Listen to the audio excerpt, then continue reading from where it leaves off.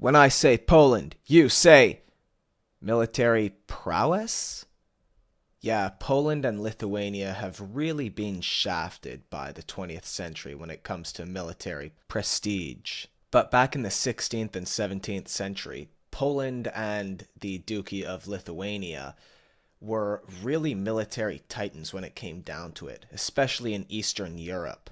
You see, back in the early modern era, in those 2 centuries, Poland and Lithuania were one country, the Grand Duchy of Poland and the Kingdom of Lithuania, the combined Polish-Lithuanian Commonwealth. And they pretty much ruled Eastern Europe in a tripartite system between them, Russia, and the Ottoman Empire.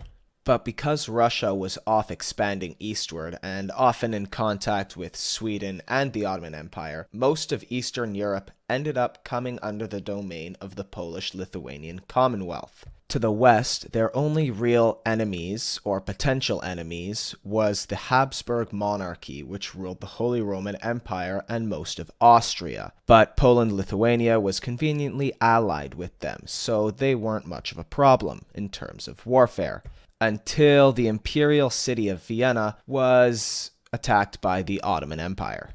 The 1683 Battle of Vienna would prove to be one of the most decisive battles fought in the Ottoman-Habsburg Wars, a 300-year conflict between the Ottoman Empire and the Holy Roman Empire, in which, ironically, neither side would actually be a victor. That triumph would actually go to the King of Poland-Lithuania, who led the relief force. The prelude to the battle is that basically the Ottomans were capturing a bunch of small castles and forts in southern Austria, and the leader of the Ottoman forces, Grand Vizier Kara Mustafa, would break his orders and turn to attack Vienna with a united Ottoman force numbering around 170,000 men. Now, Kara Mustafa was an exceptionally cruel man. According to Ottoman sources, he once skinned a bunch of Poles alive and gave their stuffed hides to the Ottoman Emperor as a gift. So, yeah, this guy was kind of a bad dude. He also had personal imperial aspirations, at the heart of which was Vienna. You see, Kara Mustafa wanted to conquer all of Europe, and wanted to force convert everyone to Islam. In order to do this, however, he would need to take Vienna. Not only would he take the Habsburgs' seat of power away from them, thus destabilizing the Holy Roman Empire, but he would hopefully lower the morale of Christians Europe-wide. And so in June 1683, Kara Mustafa would go against the Ottoman Emperor's commands and would attack and lay siege to Vienna. Now, just before the siege would begin, the Holy Roman Emperor Leopold I would flee the city to the closer fortress of Passau. He would, however, send out a call to aid, which would be answered by other German states and by the King of Poland-Lithuania, Jan III Sobieski. The main Ottoman army would arrive on July 14th in 1683 and would begin assaulting the city with mines, bombardments from cannons, and occasional full-frontal assaults. Meanwhile, in late August, a relief force gathered in the Tome Valley. Duke Charles of Lorraine commanded 47,000 Austro-Germans, and Jan III Sobieski commanded some 27,000 Polish forces.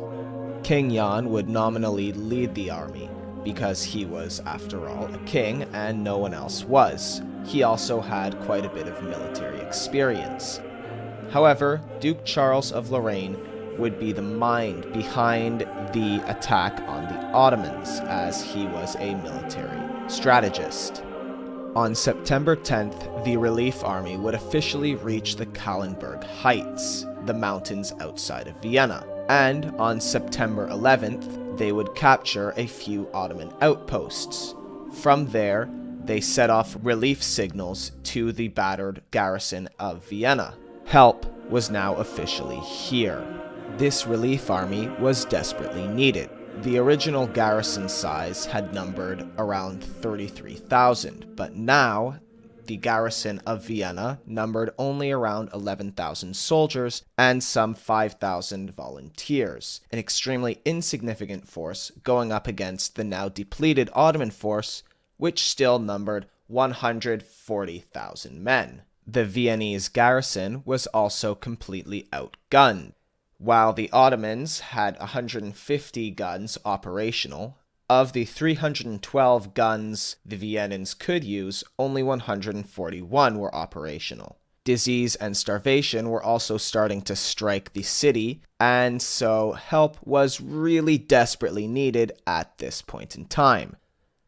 Battle would come on the 12th of September, 1683, early in the morning. Now, before we start the battle, it should be noted that there were heavy religious undertones to this conflict. The Habsburgs were, of course, the Christian nation, and so were the Polish, while the Ottomans were the dreaded Muslims. This was an extremely important fact for the combatants and for people at the time. For the Christian defenders, the Muslims were terrifying, evil pagans. For the Ottoman invaders, the Christians were infidels who had to be subjugated. In fact, religion was such an important part of this conflict that Pope Innocent, the poorly named, would declare crusade against the Muslim invaders, and Jan Sobieski, on the day of battle, would start the day off with a massive mass for all his soldiers. These religious undertones in mind, let's start the battle. At around 4 a.m. on September 12th, the Ottomans would attack first. It is important to note that both the Ottomans and the relief force would have to act decisively in this battle. You see, the Ottomans would have to defeat the relief force very quickly in order to continue with their siege, whereas the relief force would have to defeat the Ottomans quickly if they wanted to have any chance at lifting the siege. The two armies were also eerily dichotomized. The relief force, while having less men, had an extremely high morale. The Ottoman force, while having much more men, suffered a complete lack of morale, partially because Kara Mustafa was pretty bad at organizing the men around him, but also because they were participating in a 2-month-long fruitless siege that seemed kind of pointless to the average soldier. So while both armies were deployed around the same time, the Ottomans would attack first. Here, Kara Mustafa would make what I consider to be a pretty stupid decision. He decided to split his army in two, which is just military tactics 101. You don't split your massive army in two in order to fight two smaller armies. Mustafa sent his Ottoman regulars and his auxiliary troops to attack the Germans up on the Kahlenberg, while leaving his elite Janissary infantry and Sipahi cavalry to attack the city, which again is a pretty bad decision. You do not leave your strongest troops to attack the weaker army. You take your stronger troops to attack the stronger army. But I digress. Charles of Lorraine and his German army would strike back first, and throughout the morning would take the key fortified villages of Nussdorf and Heiligenstadt. Here the fighting was fierce in the morning, but would gradually wind down in the early afternoon. That is until the Polish infantry began to emerge. Remember how I said that King Jan had been holding a mass for his soldiers?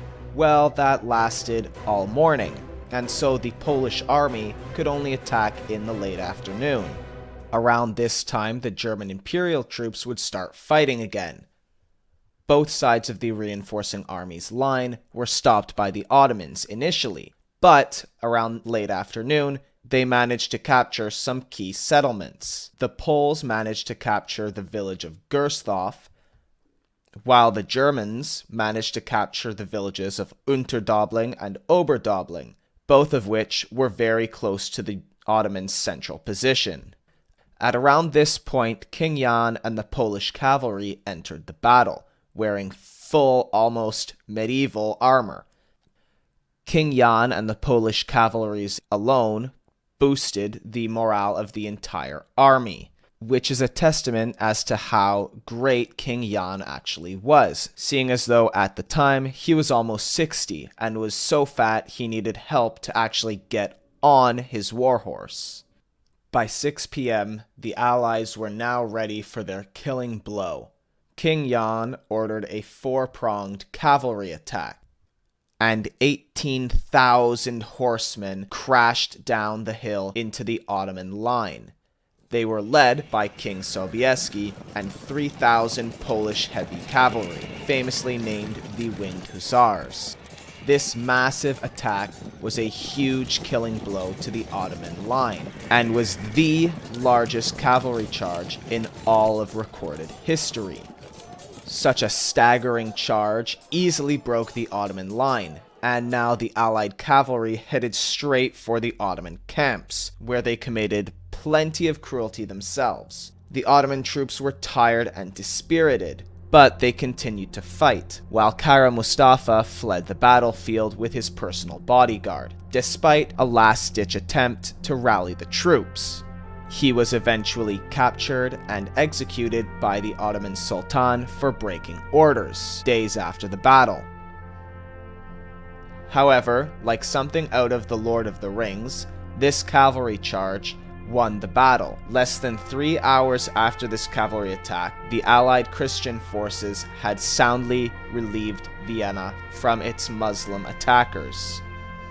Afterward, Jan Sobieski famously paraphrased Julius Caesar, saying, "Vendi, vidi, Deus vici." I came, I saw, and God conquered.